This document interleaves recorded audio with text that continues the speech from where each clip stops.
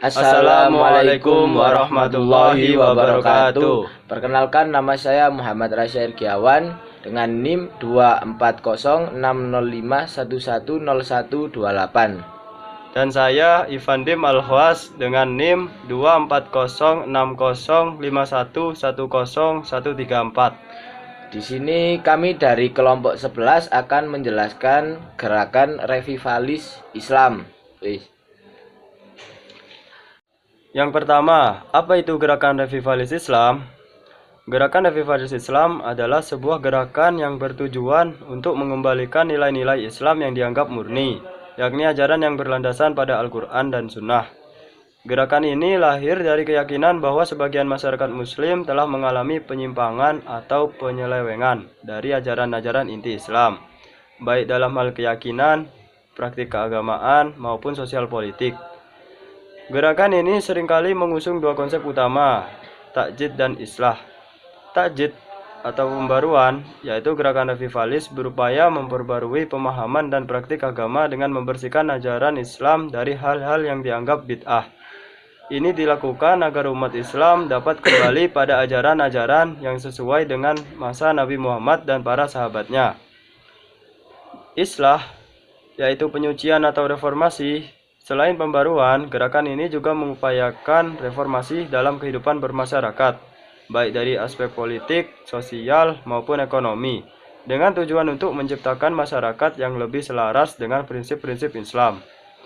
Tujuan utama dari gerakan revivalis adalah untuk memurnikan praktik keagamaan, menghilangkan penyimpangan dan mungkin muncul akibat pengaruh budaya lokal, politik, atau tradisi yang tidak sejalan dengan ajaran asli Islam.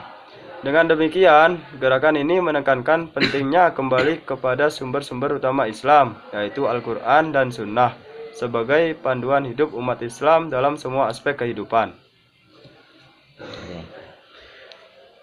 Baik, selanjutnya yaitu latar belakang sejarah.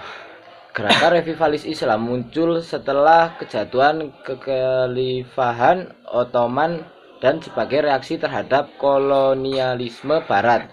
Berikut adalah poin-poin pentingnya. Yang pertama, konteks histori. Setelah kekhalifahan Ottoman runtuh, umat Islam menghadapi krisis identitas dengan legitimasi. Lalu, yang kedua, reaksi terhadap kolonialisme.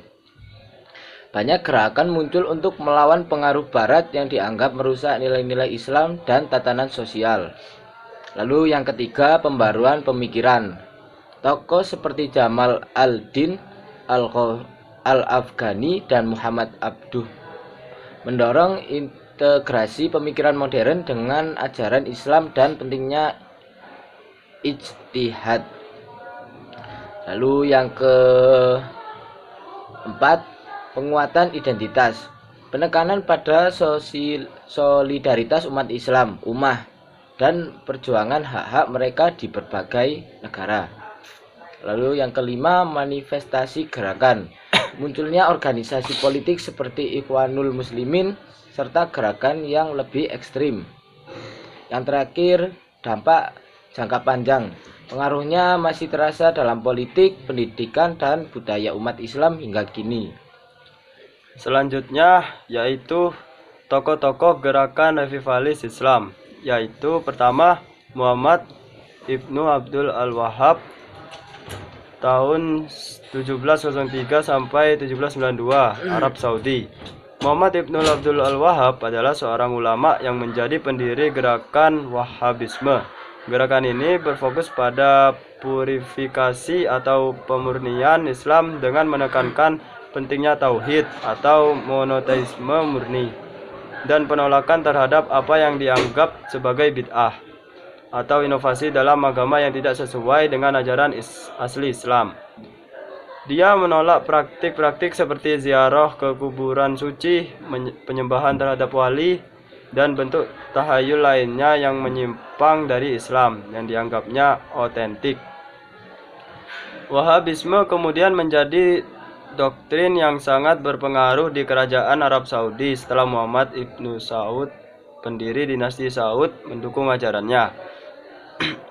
Yang kedua yaitu Jamal al-Din al-Afghani tahun 1838 sampai 1897, Iran atau Mesir. Jamal al-Din al-Afghani adalah seorang pemikir dan aktivis politik yang mendukung Pan-Islamisme, yaitu upaya untuk menyatukan dunia muslim di bawah satu kepemimpinan, melawan kolonisme barat.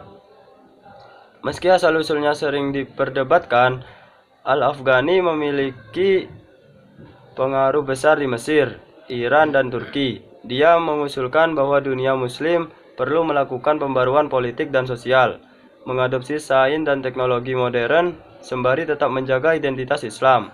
Dia dikenal karena kritik kerasnya terhadap imperialisme barat dan pemerintah muslim yang dianggapnya tidak efektif.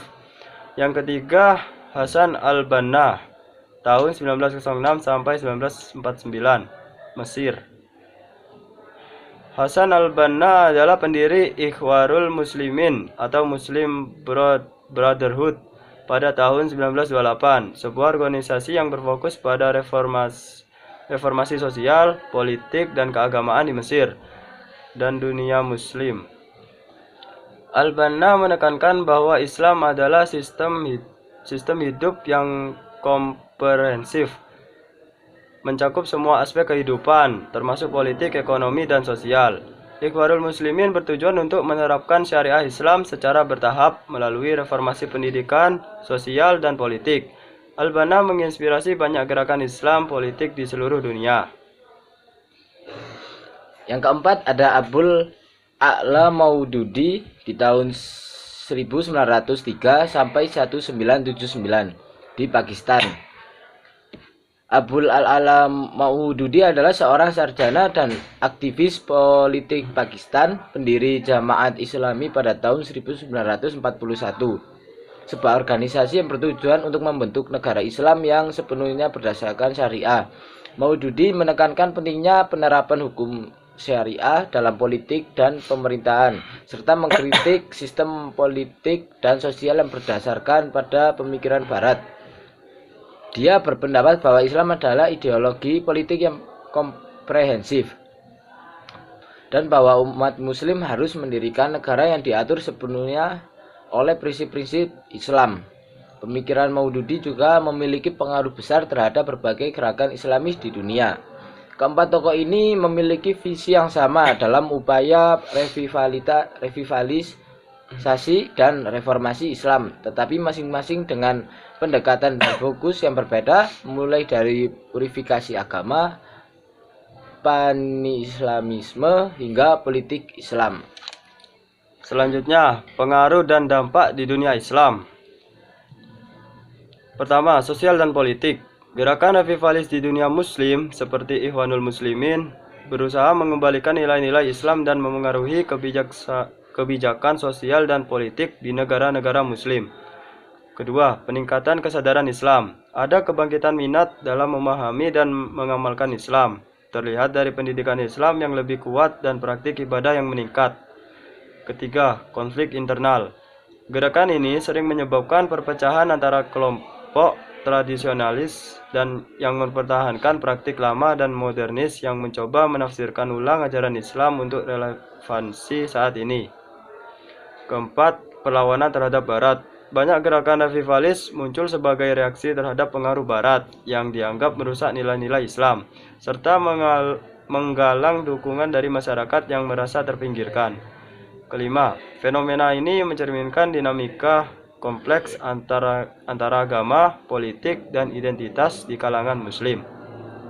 Lalu selanjutnya, gerakan pemurnian ajaran dalam merespon tantangan modern.